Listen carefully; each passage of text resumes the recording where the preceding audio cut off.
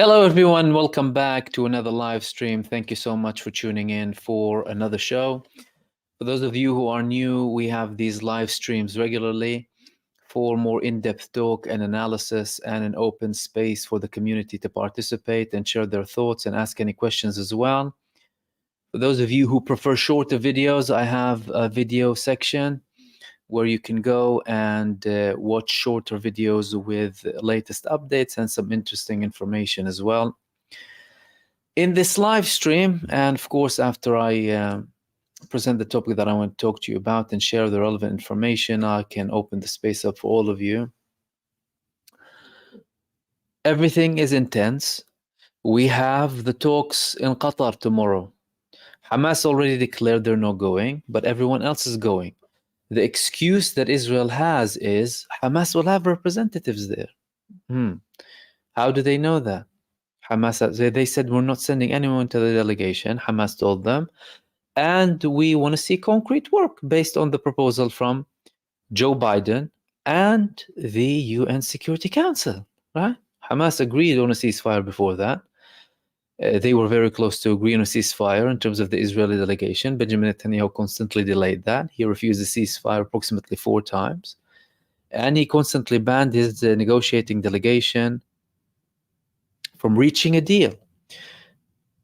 And he's sending them to these negotiations now without a mandate to reach a ceasefire. So he's sending them to go there and sit. And to them, what's the problem? We'll go there, sit in nice hotels, have nice meals and go back. This has been the strategy of Benjamin Netanyahu all the way along, and the people in Israel know that, especially the ones who are concerned with the Israelis who are kidnapped. I mean, the others are fine, with genocide and more genocide and what have you. But the people, the families of the Israelis imprisoned in Gaza know very well that Benjamin Netanyahu and the state of Israel do not prioritize returning these people. And the whole genocide campaign is going exactly how Benjamin Netanyahu wants it to go. No one else. Not the Mossad, not the Shabak, not the IDF, no one. Nothing. Not the president, not the people, no one. It's exactly how Benjamin Netanyahu wants it to, under the pressure of Ben Gvir and Smotrich, the Minister of National Security and the Finance Minister, who also has a position of a minister in the Israeli Ministry of Defense, a very troublesome position that we spoke about previously that caused a lot of problems internally in Israel. And this is coming amidst increased tensions between the Israeli leadership. Benjamin Netanyahu still threatening to sack Yoav Gallant, to a level where senior figures in Israel are saying now we cannot have the situation where this man is leading the country. In this case, now the person who resigned from the war cabinet, Benny Gantz, is saying that they're dysfunctional like that. This country cannot achieve its objectives with this man in power because he is leading us nowhere. As a matter of fact, key figures in Israel, Zionists and non-Zionists alike, are saying that Zionism has ended. And Benjamin Netanyahu is hastening this demise by constantly pressing on all of the self-destruction buttons of Israel with this barbarism, genocide, infanticide, and destruction that he's causing in Gaza, supported by Western powers, on top of them, the United States administration. Now, Iran hasn't carried out the attack yet. Hezbollah hasn't carried out the attack yet. Yemen hasn't carried out the attack yet. Many people speculate, okay, what are they waiting for? Are they ditching it? Are they having cold feet? Are they being offered something in return? To the contrary, the statements that we're seeing from Iran are that they are going ahead, but again, they are letting Israel pay with the level of damage that's being caused in Israel. I'm going to have another video, hopefully later on, about the actual level of economic damage that's happening in Israel and the levels of businesses going bankrupt in Israel. That's apart from the suffering in general from the government level. But we're talking about small businesses that run the country with the level of stress that the country has been in for all of this time, and with the degrading and everything. More interesting details have been released recently. But we heard the talks, we heard the threats, we spoke about the Russian planes going to Iran, preparation, China showing support for Iran, Kim Jong-un. Remember when we spoke about Kim Jong-un, and I posted a video at the time called Nukes Available, under the title Nukes Available. That's when Kim Jong-un had a meeting in Far East Russia with the Russian administration, with the blessings of China, of course, before Sergei Shoigu went and visited Iran. Sergei Shoigu is the top security figure in Moscow. He had messages clearly from Kim Jong-un, and these messages were carried out to Iran with the blessings of China. Why? Because they know what the West is up to. They know what Israel and the genocide cartel are up to. Okay, now we have a confirmation. Listen to this video. This was posted on Al Mayadeen network, and I wanted to share this with you.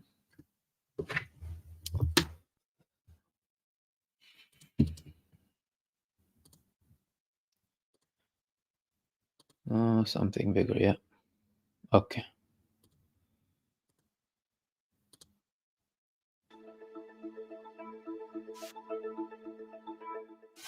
أستاذ كمال، لأول مرة أنا أقول لك وللمشاهدين الكرام، يعني حتى هددت بضربة نووية، وأنا لا أقول ماذا ردت إيران، لكن إيران أكدت أنه حتى لو حصلت ضربة نووية سيكون الردع الإيراني بنفس المستوى. الرسالة وصلت لمن يهمه الأمر. يعني المشاهدين الكرام، أنا أتمنى لهم أن يتركوا هؤلاء المغردين. إيران جبنت، خافت، ما أعرف إيش، هذا الكلام حقيقة ما له أي. الذين أوصلوا هذه التهديدات سمعوا إجابات أقوى بكثير من التهديد، وأغلق الكلام إلى هذا الحد فقط. فلذا الإيرانيين الآن، نعم، الإيرانيين الآن جاهزين لردع الكيان الصهيوني على أعلى المستويات ومن يقف معهم.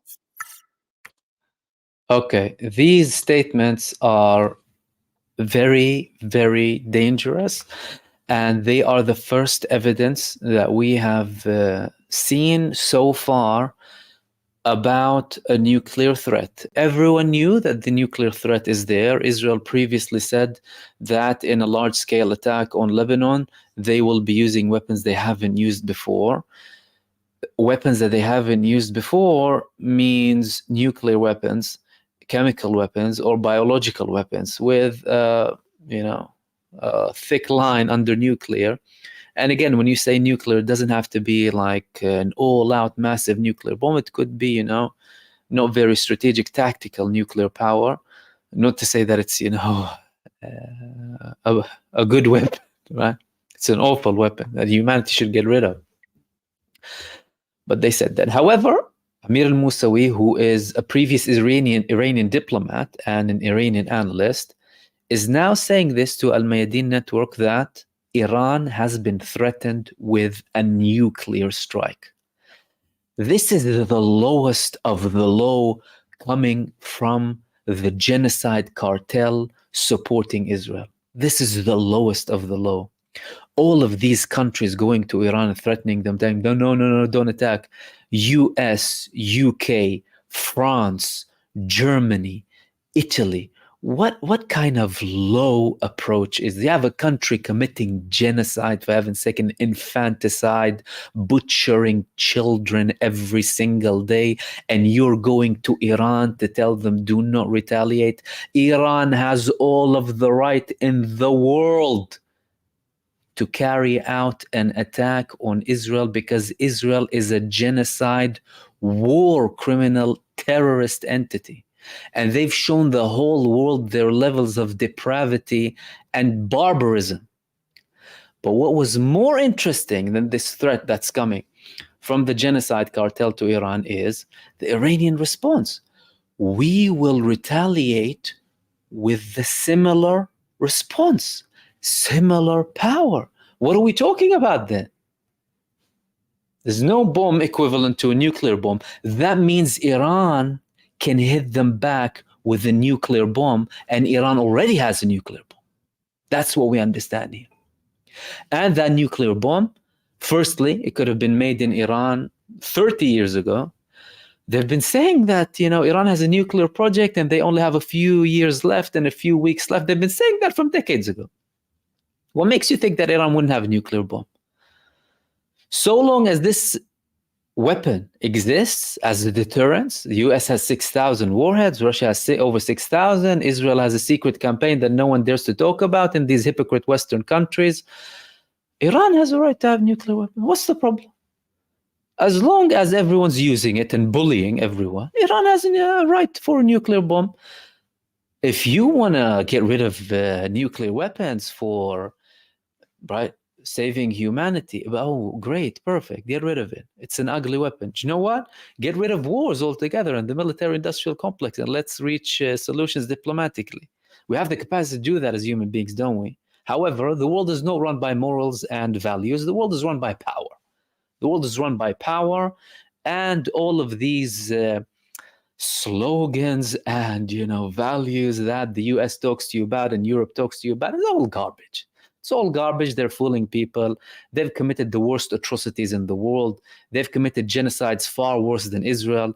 They've committed enslavements across the globe, right? So to them, what Israel is doing is peanuts in Gaza. But this is a very interesting development, the fact that Iran said that they can hit them with the same level. If Iran said that to them, and if that sunk in with Israel and its supporters, what does that mean?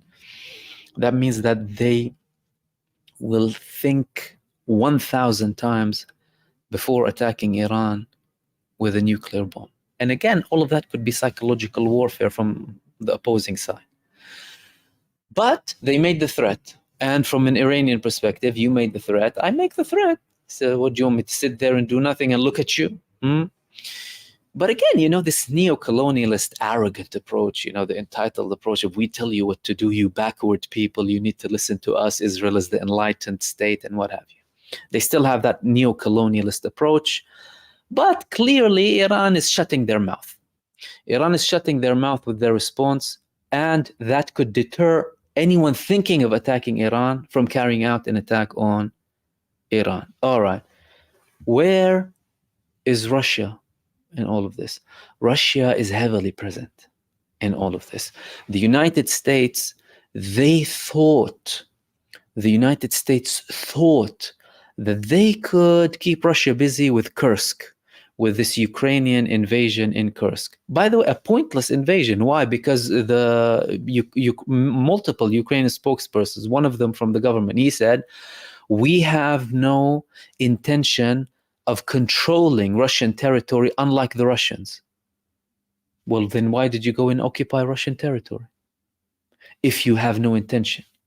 So either you're lying, number one, or two, you're carrying out on behalf of someone else. Who's that someone else? The people supporting you. Why? Because they're sending you the money. So when they order you to do something, you'll shut up and do it. And this is exactly what the puppet Zelensky is doing, right? Thinking they can keep Russia busy from the Middle East. However, Russia is already present in the Middle East.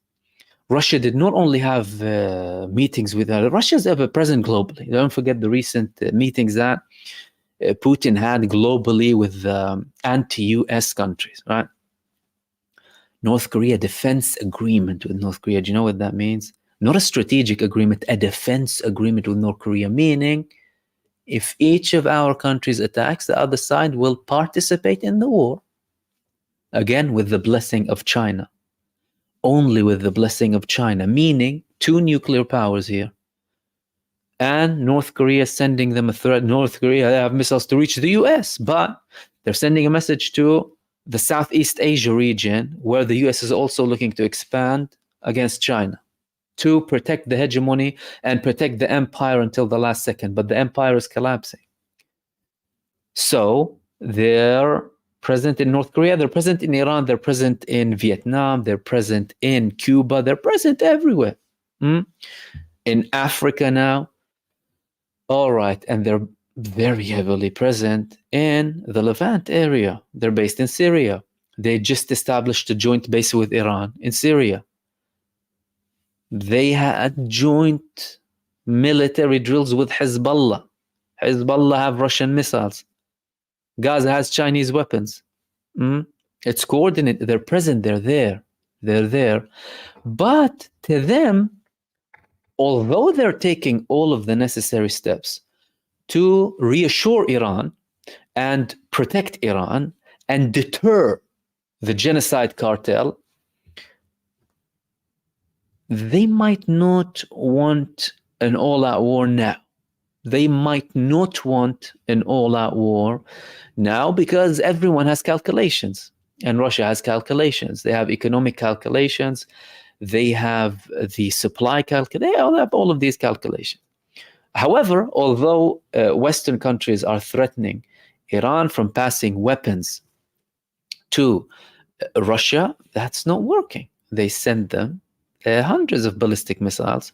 Likewise, we heard the report that Iran just received 2,600 cruise missiles, but they didn't speak about the radars openly, but we heard that radars are there, air defense systems, and they're looking to close the final deal when it comes to the Su-35s. Although, again, everyone could surprise us. You know, who thought Iran would tell Israel and its backers that we will retaliate with the same level when it comes to nuclear? They didn't think that, right? Did they? They thought, no, Iran and the nuclear project, at least that's what they were selling us. Oh, Iran nuclear project, for civil purpose, what have you. Again, although all of this is ridiculous, with the collapse of the Soviet Union, you had a market for nuclear weapons, right? People used to be killed and butchered, and South Africa was a hub for this international market, and there were reports that Saudi Arabia purchased a few nuclear bombs at the time, so anyone could have nuclear bombs. And we also heard reports that Pakistan was willing to have a supply for Iran and for Turkey if necessary as well. Okay. Russia, although they're reassuring Iran as much as possible, I'll finish it with that and then I'll open the space up for you. They might not exactly want an escalation now, but they know that although they can exert a level of influence on Iran, they might not be able to completely convince them and deter them from having an attack, especially with the level of statements that we have from Iran. Will that affect the level of response from Iran? Well, they have multiple ways they can respond in. But what they confirmed is that the response will be from them. The fact that they confirmed that the response will be from them, and we had the supreme leader, the president, the head of the IRGC, the head of the army, all of the top figures saying there will be a harsh response because we have to retaliate for this act of aggression against a visitor to our nation, not just any visitor, the negotiator, right? The West would have used this as an opportunity to declare all-out war if it was someone they don't like, but it's the genocidal little puppet beat child of the West, Israel, right? And then they shut their mouths and then they start talking with the other parties, hypocrites. But when it comes to Iran, you're talking about a country that had a visitor who is not only the negotiator. This visitor has a diplomatic passport. He had a diplomatic passport from Qatar. Ismail Haniyeh didn't just go there as, Ismail Haniyeh from Gaza. He has a diplomatic passport from Qatar. He can travel anywhere, protected, safe, right? Diplomatic immunity. So this is not just attack against Iran, this is attack against Qatar too, a mediator. And again, Benjamin Netanyahu was hoping he could explode everything with that. And to an extent he did, by the fact that Hamas hasn't declared that they are going to these negotiations, but Israel is acting like there will be Hamas representatives, right? Although before Benjamin Netanyahu used to say, there's no point at certain times, and just show face to show the United States that we are negotiating and want to reach a deal, but dragging. And we had confirmations from the negotiating delegation that he was always putting restrictions and hurdles in front of them when it comes to the negotiations. He'll tell them something in the morning, and then he'll tell them something else in the evening. Go, you can talk, but you can't reach a deal. Go talk, but I'll send one of my assistants to make sure you're not crossing the lines. You don't know how to talk, only I know how to talk. And the biggest thing is you cannot reach a deal without my approval. What does that tell you? There is no point of a negotiating delegation. There is no point. But he's sending them by the request of the United States to show that we're here. And it's funny, everyone is meeting apart from Hamas. Everyone is meeting apart from Hamas. This is a significant move from Hamas. Why? Because they're supposed to be the weakest link. The weakest link, you would think, would be begging for a ceasefire, begging, submission, right? Handing myself in, just end it. They haven't done that. And they're even refusing to go to the negotiations. Some people are saying that Iran is delaying the response up until they see what happens with the negotiations tomorrow, and to see if the United States can enforce somehow, in some magic way, a solution, enforce a ceasefire on Israel. That is very unlikely. Firstly, Iran and Hezbollah, both of them declared that reaching a ceasefire with Gaza, although it's very, very unlikely, in Gaza will not cancel or cause us to cancel our response. That's number one. So we have a verification. But some people are saying it might. Now, if they do, by some sort of magic, even though that is so unrealistic, with Hamas not being there, with Netanyahu still in power, with the United States just passing $20 further billion for this criminal, genocidal, child murdering, abhorrent state, right? What? And sending two warships, the biggest warships, dragging them from the Indian Ocean, I think it was, or the Southeast China, bringing it to the Middle East, right? With their other destroyer, I think it's the Eisenhower, and a nuclear submarine alongside their other ships. That's not just, pretend. They know that something might happen, and they're preparing all of that firepower in hope to deter Iran, which is undeterred. Tomorrow, they will have the negotiations. It's very, very unlikely that they will reach an agreement. It's very unlikely that they will reach an agreement because you still have Benjamin Netanyahu in power, and Benjamin Netanyahu never wanted a deal. Benjamin Netanyahu's vision is complete annihilation, a genocidal mentality, a psychopathic, narcissistic, genocidal mentality supported by the religious Zionists in Israel, the extremists, and many of the depraved in Israel. And he wants to be seen as the person who was right, the person who was victorious, the king of kings of Israel, the king of Judea, the best leader in the history of Israel, better than Ben Gurion himself. And he still has that mindset. He still talks in that tone with the army. When they invaded Rafah, what he used to say in these conversations he had with them in cabinet meetings, I told you so.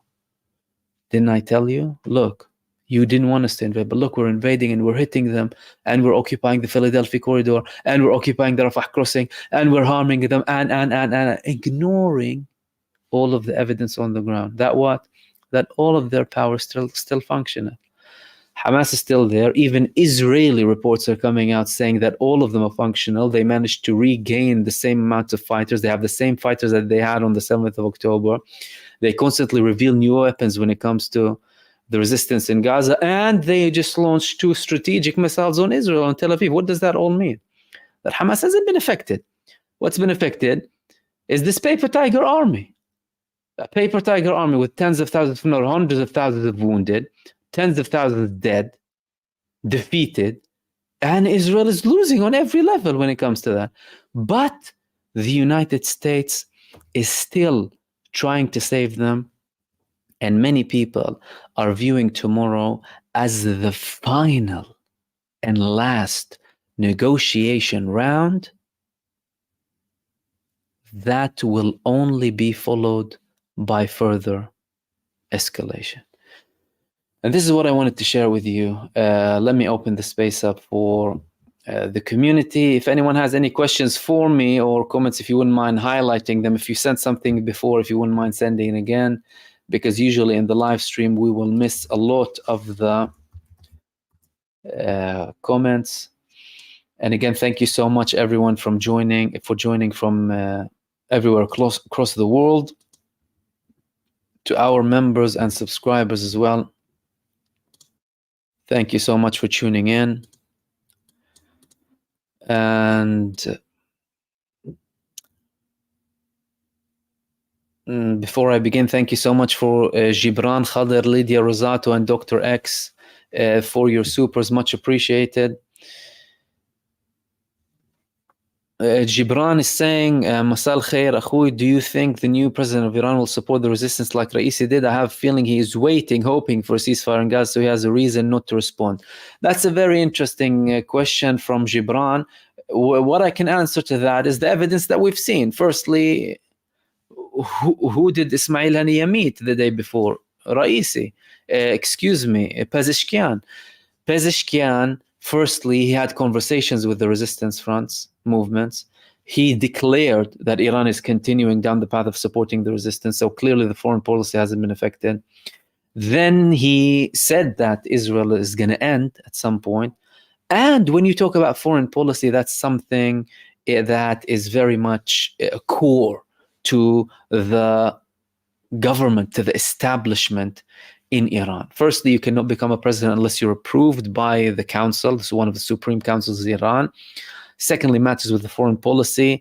Many of them are decisions by the supreme leader, who has the IRGC, who have the Quds force, right? That's in charge of the external operations that deal with the resistance movement. So I think he will continue down the same path. And this was a very malicious attempt from Israel, this assassination of the martyr Ismail Haniyeh in Iran, because they wanted to cause destabilization in Iran with a new president, a newly elected president.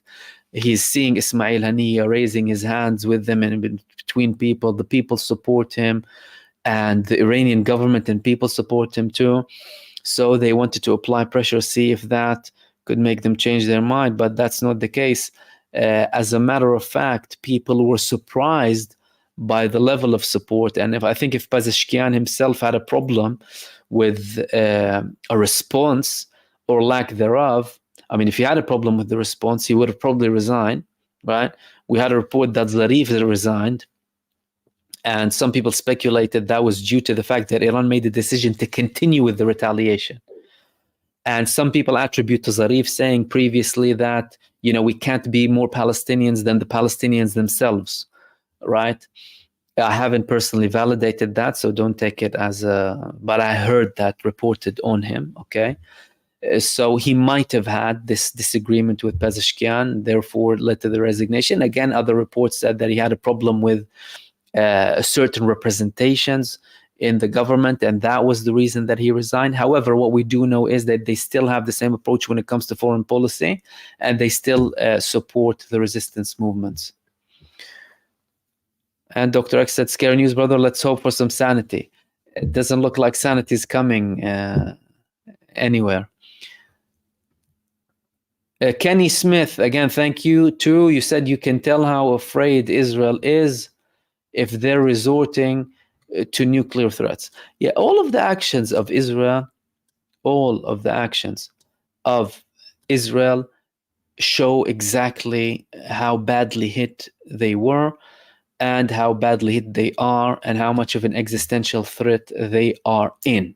All of this emotional, hate-filled, venomous, barbaric, abhorrent attack on the Gazan population is there because of how badly they were hit militarily by the resistance. Selling it as massacres and rape and killing children, all lies, propaganda. Hamas humiliated them militarily. They took down the whole Gaza division and they liberated Palestinian occupied territories from Israel.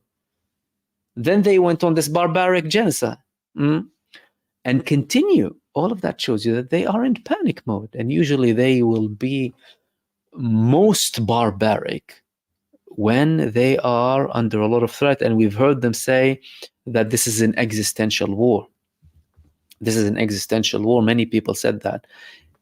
Yet, although they're saying it's an existential war and this is the end of Israel, they are doing everything possible to hasten their demise.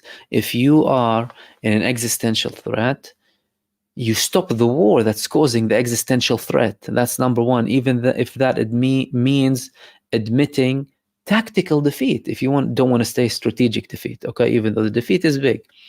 Biting the bullet, swallowing the pill. Why? So you can give yourself a bit of time, a bit of breathing space, recalibrate, refresh, right? No. Why? Because Netanyahu is there and he's not concerned about anyone else. And that was from Kenny Smith. Thank you so much for that. And man, despite all of that, they're still in denial, you know? Have you heard Erdogan? Hold on a second.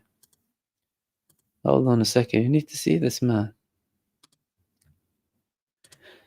Okay, listen to this. Oh. Colleagues, as this may be the last time for me to address you as Israel's ambassador, though who knows, perhaps another session will be called because of more terrorist propaganda, I would like to leave you with this.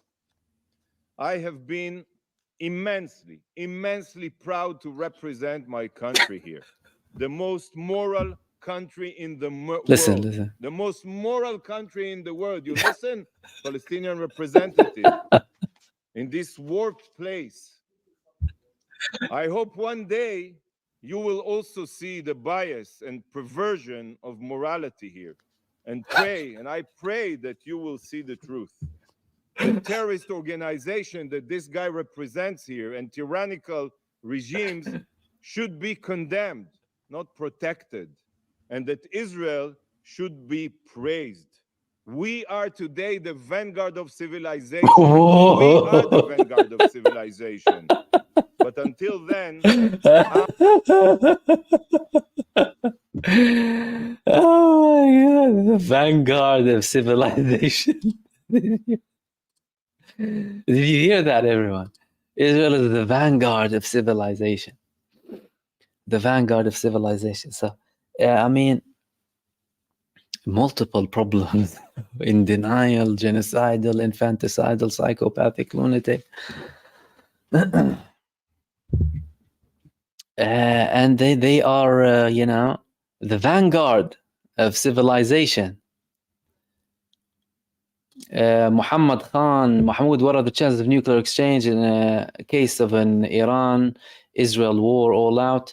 What implications it would have in the Middle East and beyond? Thank you for that, brother. Well, it's real, and we're closer than ever to World War III now, with the recklessness of Western powers across the world, the recklessness primarily of the United States administration, because when you talk about the EU, usually in NATO, they're puppets for the United States, right? And Israel is the US state in the region. They took over the role of patron after the British Empire's collapse, although Britain established Israel as it is, but it still supports it to a very large extent.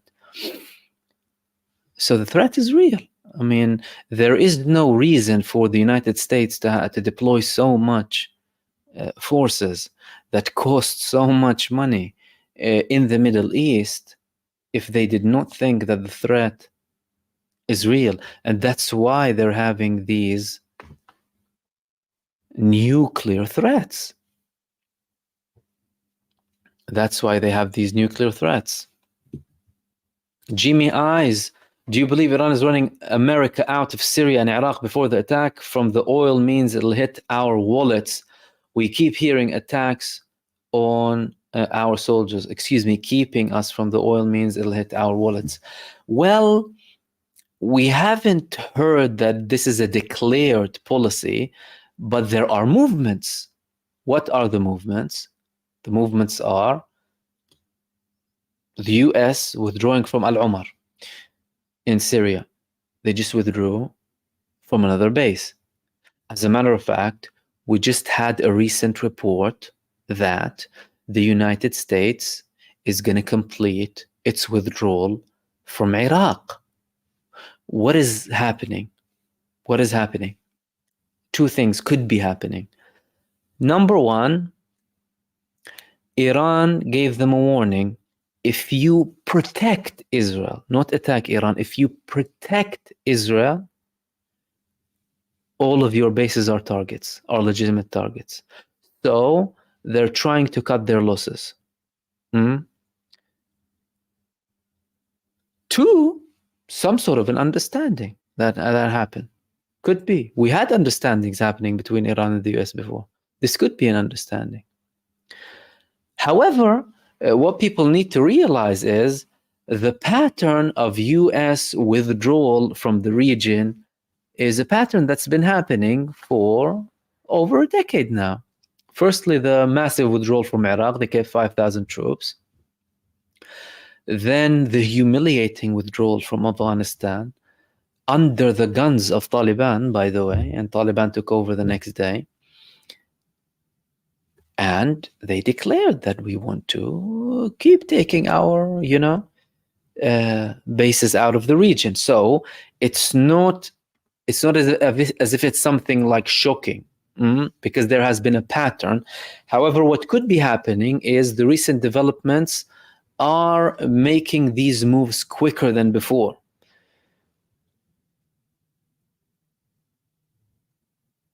And Interlock King, thank you so much for your super and for your kind comment.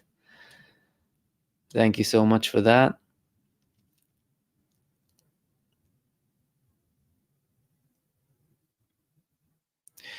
Kate is saying MBS is still seeking normalization with Israel, playing the victim to USA Israel, concerned about his personal safety. Is his message to the West help to control Saudis? Okay, that's an interesting question.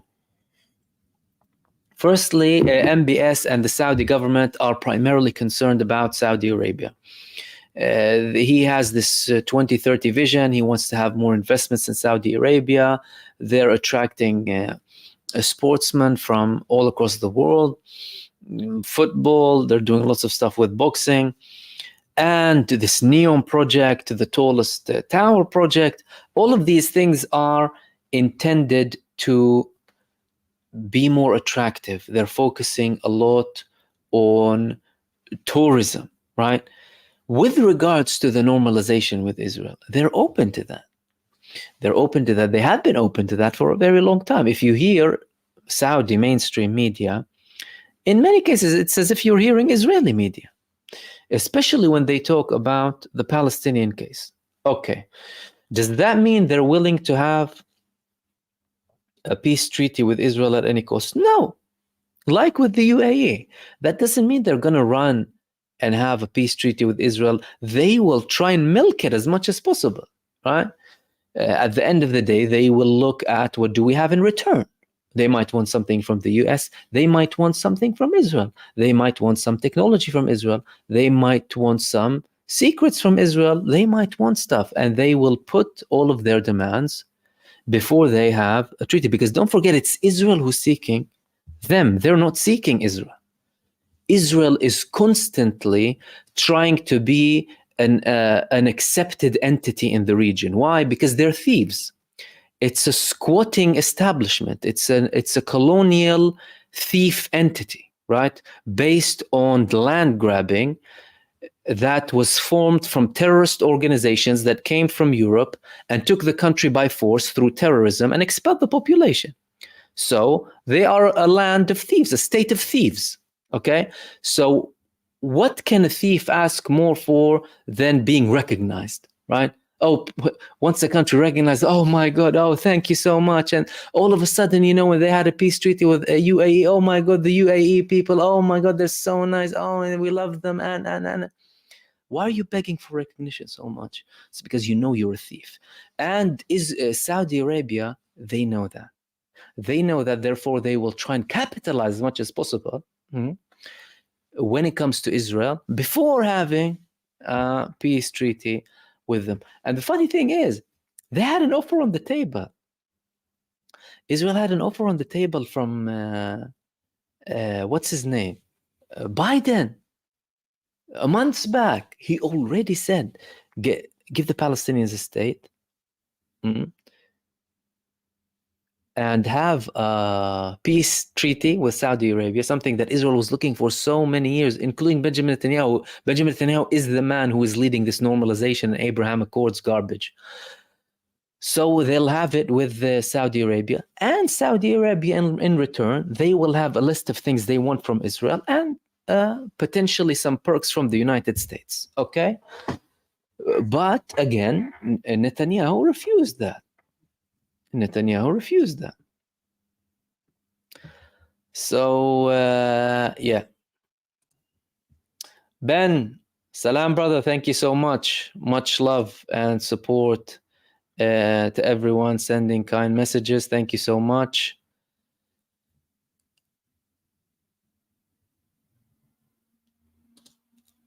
Blue Zola, months ago, Iran posted a video depicting the assassination of Netanyahu. Iran be planning this instead of attacking Israel?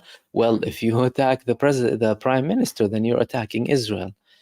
I mean, it's not a very likely scenario. It would be surprising if they do, but that's definitely an option. And that's why the security force in charge of protecting Benjamin Netanyahu, they were ordered by his head of security not to allow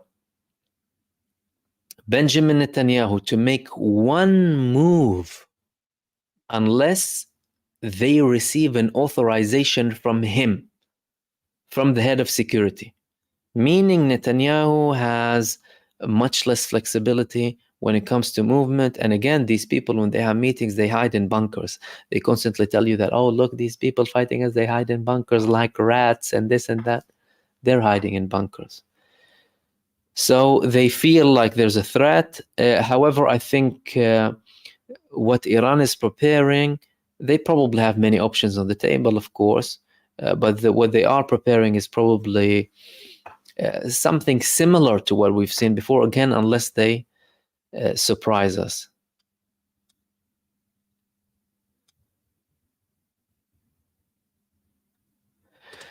Chris Devismes, despite the lunacy in the US, do you think they will allow a nuclear strike, or are they beyond the control of the deep state? That's a very interesting question, Chris. Firstly, we've had over a dozen of instances in the mid-20th century where the United States almost accidentally deployed nuclear weapons. Okay? And similar accidents happened from the Soviet Union. With the accidents that happened from the United States, one of them was the fact that a pilot was driving a plane not knowing there's a nuclear bomb inside. So the potential of having a nuclear strike, and even an accidental nuclear strike, is there, is absolutely there. The fact that we're hearing the talk and the word nuclear is alarming, is beyond alarming. It's a word that should not be easily used. But following the proxy war against Russia, we've had this term being used more and more. And now we have this video that I showed you previously of the Iranian previous diplomat saying that they were threatened with a nuclear, meaning it's on the table. It's on the table. However, the parties involved know that once this can of worms, or can of whatever else you want to call it, is open, it automatically legitimizes the use of this destructive weapon, this genuine weapon against humanity, even though all wars are barbaric. But they will legitimize the use of the other nuclear bombs. And with Iran providing them with such a shock response, they have more reason than ever to believe that they have nuclear weapons. Ideally, more than one warhead. You're talking about 5, 6, even a dozen warheads. Who knows? All of the countries that support Iran, the heavy big ones, but they have nuclear. China has nukes, Russia has nukes, North Korea has nukes, Pakistan has nukes. So they know there's a counter deterrence. So although it's a multi-layered approach when it comes to weapons, it's not like President Biden decides, oh, I want to, bomb Russia with a nuclear bomb or what have you, then, President Biden needs to be guided left and right, let alone talking about nuclear bombs, right?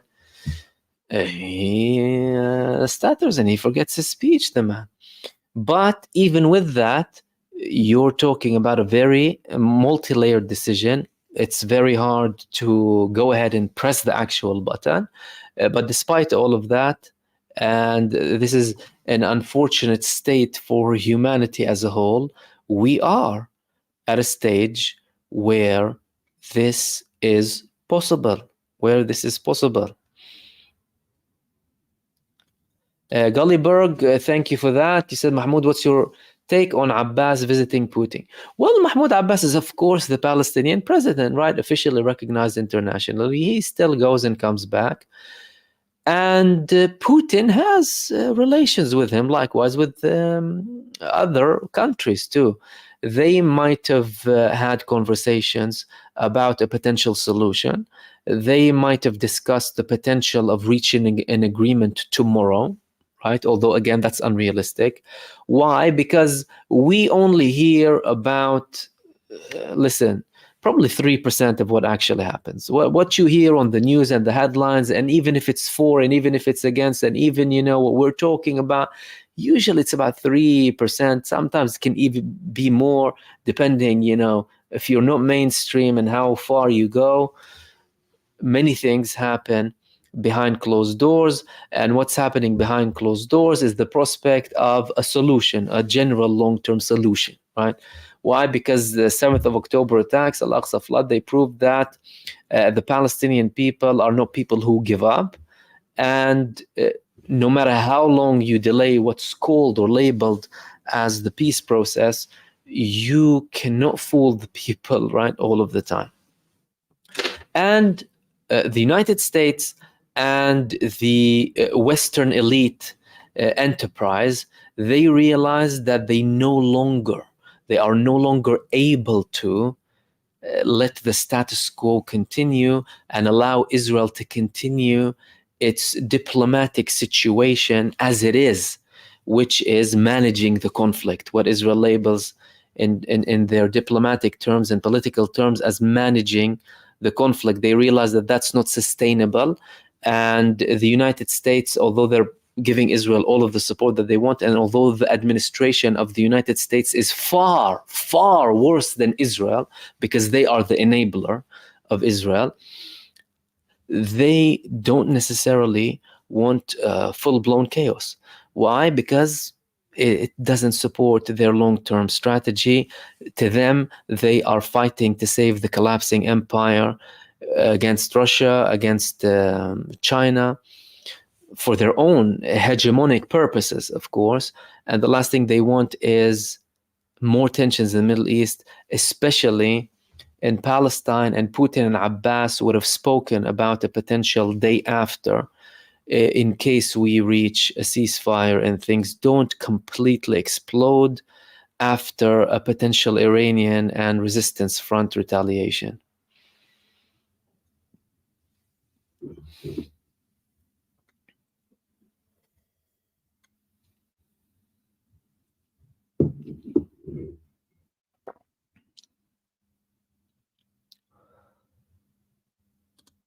Ibrahim, thank you, my brother.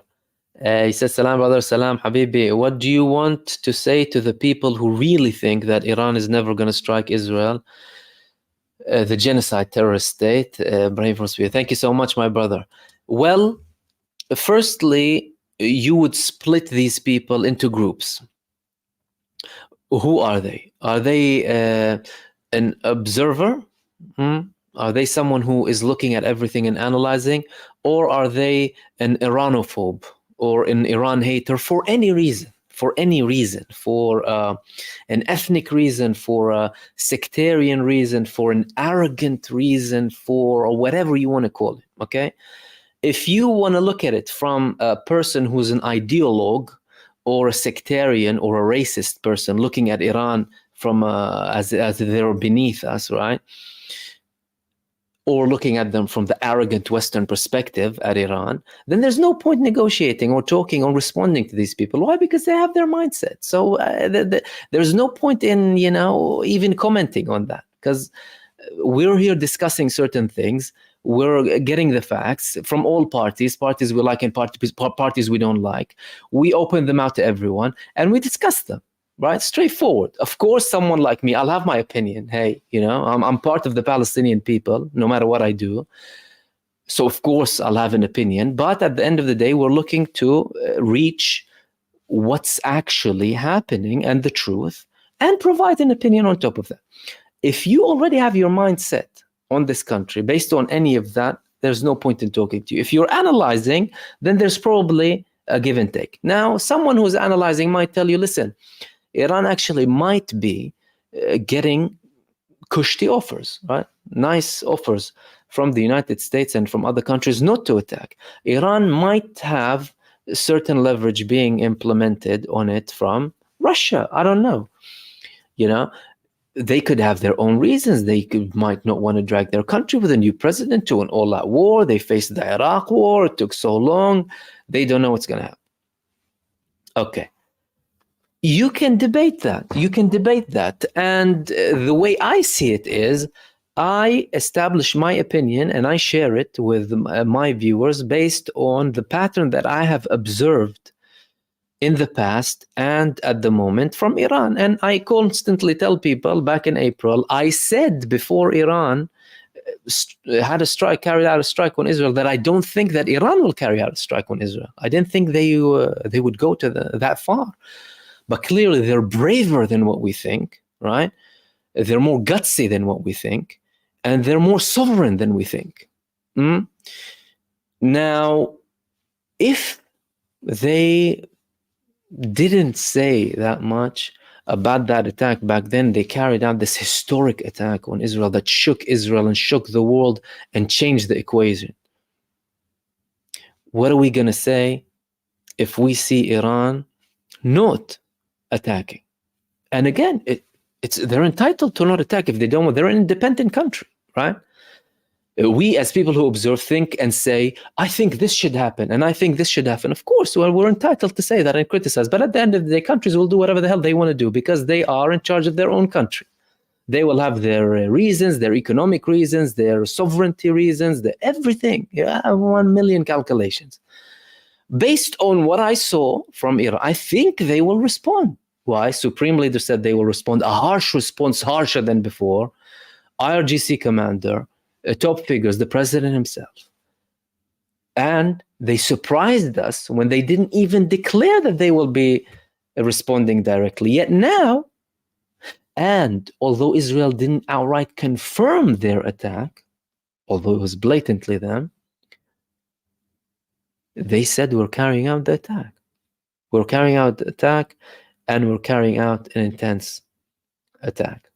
And I hope that elaborates. Thank you so much, my brother. Ibrahim from Sweden.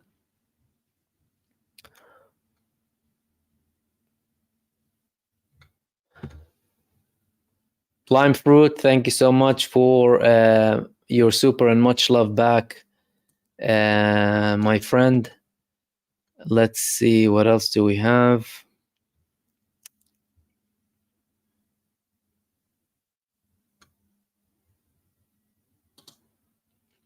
Reverted to Islam, saying Iran has a right to defend itself. That's what the West keeps saying about Israel. But when it comes to another country which they don't align with, clearly double standards, triple standards, quadruple standards, right? Hypocrisy, you name it. I mean, it exposed everything now, really. What's happening now exposed the whole thing and the levels of hypocrisy. They're justifying the Ukrainian invasion of Russia, saying a country that has been occupied has the right to occupy another country's land. Why don't you say that about Hamas? Hamas, a group of refugees forced out of 1948 occupied territories, went into their occupiers' land and liberated lands. Why don't you say that about them? What's the problem? They look different, they follow a different religion, right? Well, what are they? So clear hypocrisy, clear double standards. We live in a world politically that only respects power.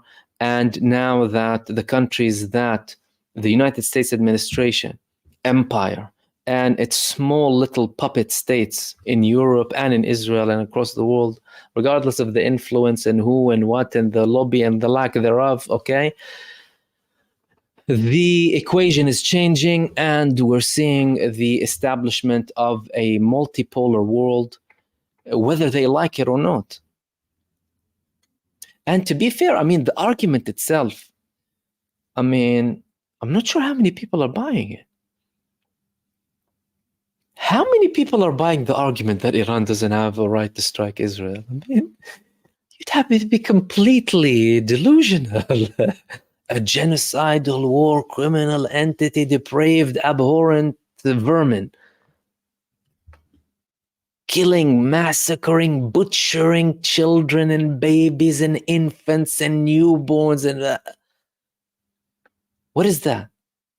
And you're going to tell Iran they don't have a right to retaliate? God bless Iran. Allah bless Iran for their actions, standing up for the Palestinian people in such a brave manner, more than any other country in the world. They're fully within their right to retaliate against a country committing every atrocity under the sun in broad daylight. And you have people more depraved than that state and its leaders zipping their mouths about their crimes. So it's clear, it's evident as, you know, the sunshine, but you know, some people might still be fooled by that, right? This talk about the right to defend. And Man United Boxing MMA World TV said, I have been late to work for 6 months thanks to this great informative channel. Love your work. I watch every stream from Australia. Will probably have to find a job so I don't miss it out. Mashallah, great work with you. Thank you so much, brother. Thank you so much for your super. Much appreciated. I'm going to have to get you a job. if you're not going for work.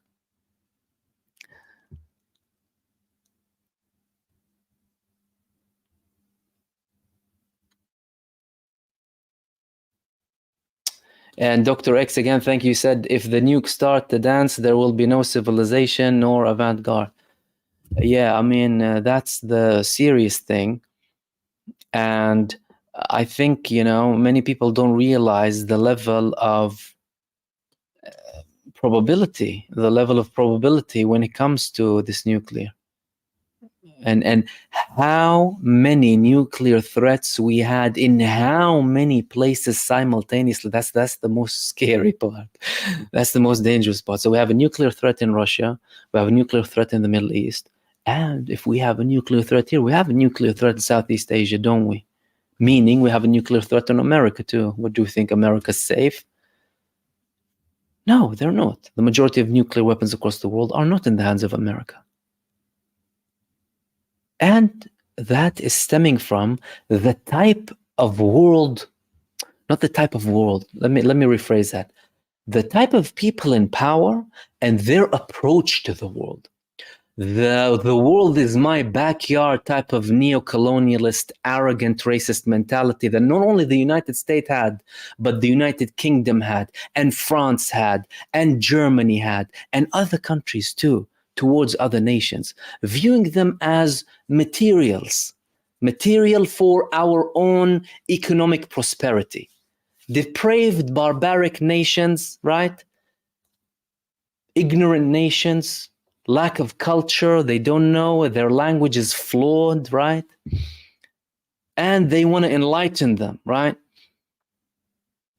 Using other nations as material to gain more financial gain and more control and more hegemony. They did that in America, in Latin America, in Africa, in the Middle East, in Asia, all across the world, hundreds of millions, for greed.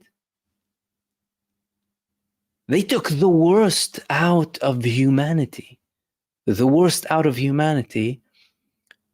And the people in power today, many of them still have that same mentality. And that's a big problem.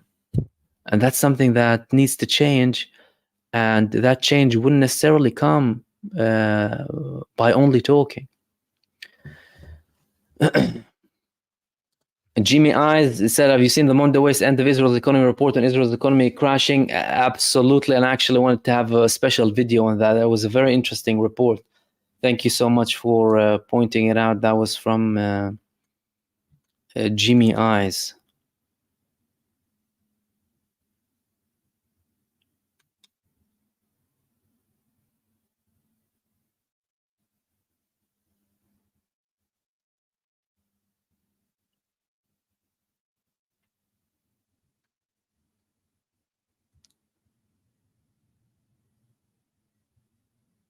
And Daniela, thank you so much for your super. You said, heard they invited the Iran tourists. See talks tomorrow in Iran, said no, as they won't recognize the Zionist entity. Of course, you know, they won't. Of course they won't. Thank you so much, Daniela.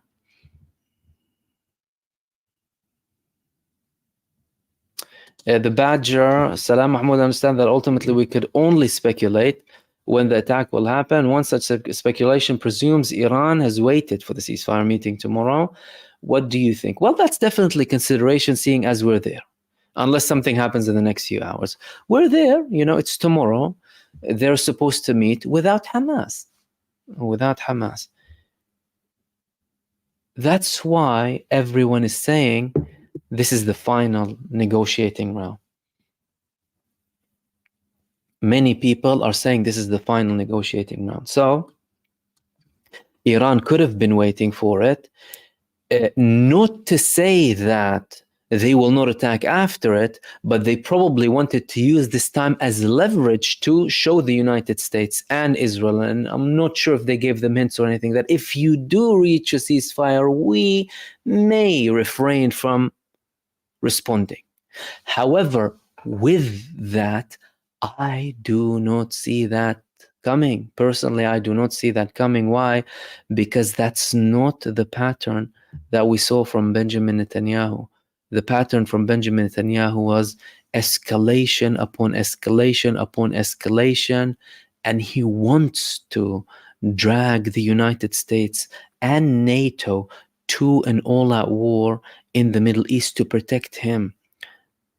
He thinks that, you know, he's clever enough to do that, to drag all of these people into war on his behalf.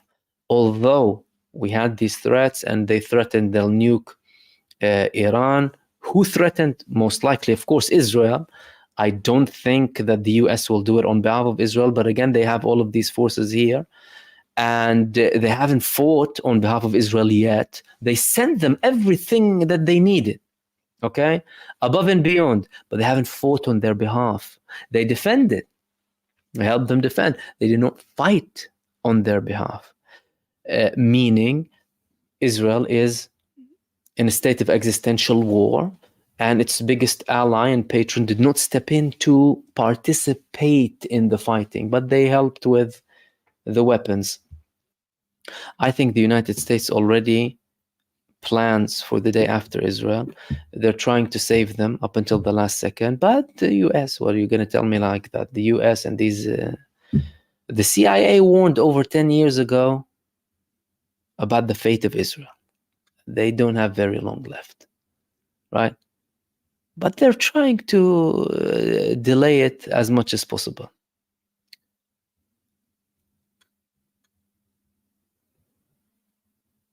And D to the Dre 7, thank you so much for your super, my friend. Much appreciated. And again, thank you so much. Said, long live the resistance. Amen. Let's see where we're at.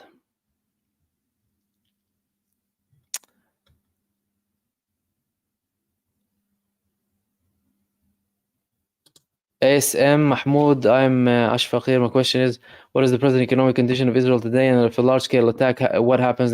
Well, they're already very bad. Like I said, I was about to publish a video about the Mundo Waste publication about Israel's economy. 46,000 businesses bankrupt. Of course, Moody's degrading from a long time ago. Negative projection from credit rating companies. Lots of companies withdrawing investments. Israeli companies that are multinational withdrawing assets from Israel abroad. Israel digging into the reserves for the first time in history. Appalling, you know. Government bonds at junk prices. And all of that is with what's happening now. Now, imagine this gets bigger. What's going to happen?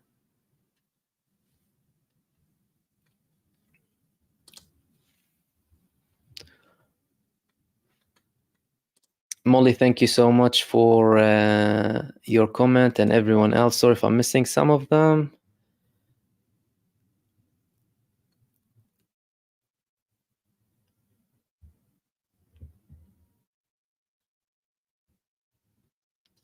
And Chris, thank you so much for your contribution and comment. Let's see what we have else before we wrap up. MahmoodOD, I love your articulation. Palestine will be free, inshallah. P.S. Are we related? Well, Odi, we must be related, my brother. And even if we're not, we're still brothers. Thank you so much, my friend. And 1984 Sarajevo, again, thank you. You said, even if the fight costs a lot of blood and suffering, the world as we know it will either come to an end or a better world will soon emerge. Only the best for you and your family from the bottom of my heart, Bozidar. Thank you so much. Much appreciated for that. And yeah, listen, firstly, we had devastating periods in history with tens of millions of people being killed. The Mughal Empire, the European colonization of America. Right now, Trump is talking about deporting migrants. Is he going to deport himself? The indigenous people of America do not look like Donald Trump.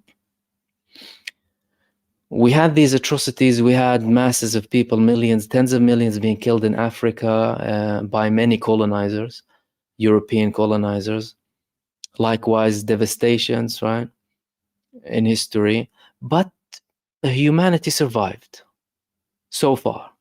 So far, although history is full of blood from almost every nation under the sun, right? Some nations did more atrocities than others, to be fair, though. Humanity survived. The scary part about today is that we have nuclear weapons, right? And when you have nuclear weapons and people want to fight with nuclear weapons that have the capacity to destroy the world many times, and destroy a couple of other planets, maybe if they reach. It's a really bad situation. So I hope it prevails and we reach or explore, discover our potential as human beings, who can actually firstly have respect, mutual respect. Hey, we're equal as human beings. That's number one, because many people don't view human beings as equal. Okay, and that's a big part of the problem. Big part of the problem, and Israel symbolizes that, and its backers symbolize that, the supremacy. We are supreme. We are the supreme race, right? And everyone else is below us. We must view each other as equal. And then, can't we deal with things diplomatically without wars? We can, if we want to. But, so long as people make money out of blood, bad for humanity.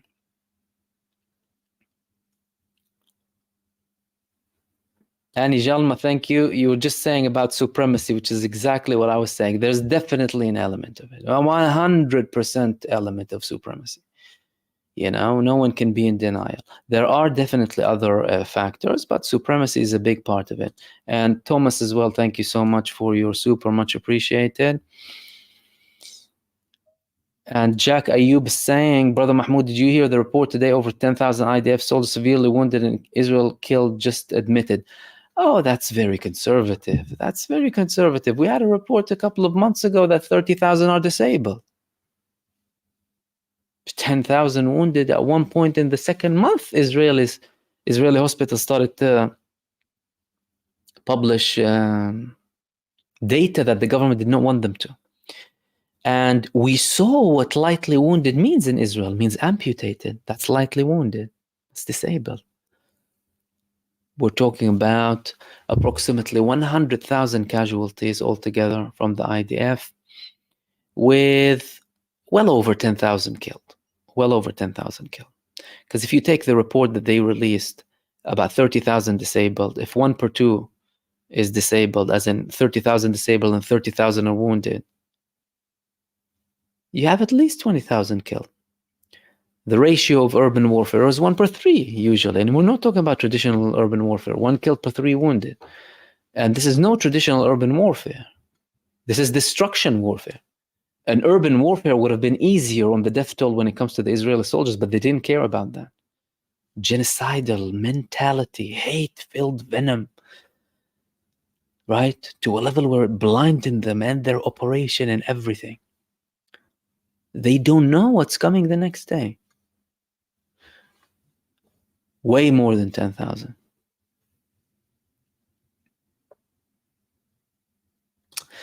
The Phil guy, do you think these ceasefire negotiations are happening precisely because Hamas is not participating? Israel doesn't want to even acknowledge the existence of Palestinian negotiators. Israel doesn't acknowledge the existence of Palestinian people. To them, they consider the Palestinian people to be migrants from other lands. But Milikovsky and Shertok and Grun and coming from Ukraine and Poland and Belarus and the previous Russian Empire and all across the world, no, they're the natives. They're the natives. That's why they had to change their names. But no, it's because America wants them to. And Benjamin Netanyahu, he still gives and takes with the administration. As a matter of fact, if it was before and Hamas wasn't there, Benjamin Netanyahu would have used this as an excuse not to go. But he's in such a tough position now. Why? Because, remember 3 weeks ago, we spoke about this in a couple of videos. The head of the Mossad and the defense minister and the head of the Shabak, and he had a confrontation with all of them and was considered sacking them as well, or some of them. They told him, we don't have time. We don't have time. This might be the last option. We don't have weeks. Our prisoners in Gaza don't have weeks to wait. This may be the final option. He didn't take it. He escalated with Haniya. Now he's facing this and Hamas not going. A massive I told you moment from the negotiating delegation and the security establishment against Netanyahu. So he has to go. Imagine he doesn't go. Then that's it. Just say that you just won an all-out war, say it, you know what I mean, and kill everyone. But I think they were forced to go. They have to go because they want to have this last attempt, and we are looking at genuinely, it seems like the final attempt. Now we'll see some sort of a magic trick happening, a formula that's accepted by Israel, and unlikely, unlikely. If it reached a level where the United States president himself, and say what you like about the Israeli lobby in the United States, and they are powerful and they do buy your presidents, the Israeli prime minister traditionally has a level of respect for the US president, apart from Benjamin Netanyahu. Usually when there are American red lines, the Israeli prime minister will know they are our biggest supporters. They're the hand that feeds us. We don't exist without them. We don't exist without their support and their defense. And let me, at least show some respect. Not Netanyahu. If he did not listen to Biden when Biden said the declaration of the ceasefire confirmed by Netanyahu, confirming ceasefire will continue even if they don't agree on phase 2, which was a massive thing for Hamas, and approving it in the Security Council. If Netanyahu didn't agree to all of that, why should he agree tomorrow? There is no reason. We haven't seen any reason to show that he might all of a sudden change his view tomorrow. And again, you need to understand the psyche of Netanyahu, his mentality. You're talking about a megalomaniac, psychopath, narcissistic psychopath. He patronizes everyone around him as if they're little, ignorant people. He doesn't have respect for people in their positions and the history and their track record, whether it's in the security establishment or the IDF, or he doesn't respect that to a level where the Israeli people started to lose respect. And some of you might find it funny that they had respect for the establishment, but most of them, okay, not all of them, we won't be conclusive, for the army. The army in Israel was beyond criticism, and it's been all over the place. And a big contributor for that is Benjamin Netanyahu and his enablement for the hyper far-right squatters, or the religious Zionists, they call them, in the form of Smotrich and Ben Gvir. Matlas X, thank you. You said my neighbor here in the USA assumes that war with Iran will only hurt China because they say that is where China gets all of its oil. This is the programming we are fighting against. He supports Israel. Well, that's why China interfered. Firstly, it's not just China that will be affected. Russia will be the biggest big superpower affected. Of course, China will be affected. But Russia is bigger than... Russia's damage will be bigger. Why? Because they actively supply them weapons with their war in Ukraine. Not that China doesn't. China does, but on a low heat, under the radar as much as possible. And listen, the funny thing here is, okay, let's say this argument, China gets hurt because they won't have fuel, that most of it comes from Iran, although they have fuel from other places apart from Iran. Who's the biggest manufacturer on earth, producer of things? China. Everything is made in China. Everyone's going to get hurt by China getting hurt. What are we talking about? What, are you going to start paying tenfold so you can have sustainable stuff from your country? It's not going to work. It's not going to work. So, and they're calculating that, and they're calculating the capabilities, right? They have capabilities. China and Russia, and they will use weapons if needs be. If they need to use certain weapons, they will use them. They will use them. We're no longer in the 50s and 60s and you know. And that was the final one. Okay, we'll wrap it up there, guys. Thank you so much for tuning in, everyone, for another live stream. I really enjoyed my time with you. Thank you so much for all of our members, subscribers, old and new, and viewers from all across the world. Thank you so much. I'm sorry if I missed some of your comments, but I appreciate all of you, all of you guys as well. Much love and respect to all of you. Special thanks to anyone who sent supers, much appreciated.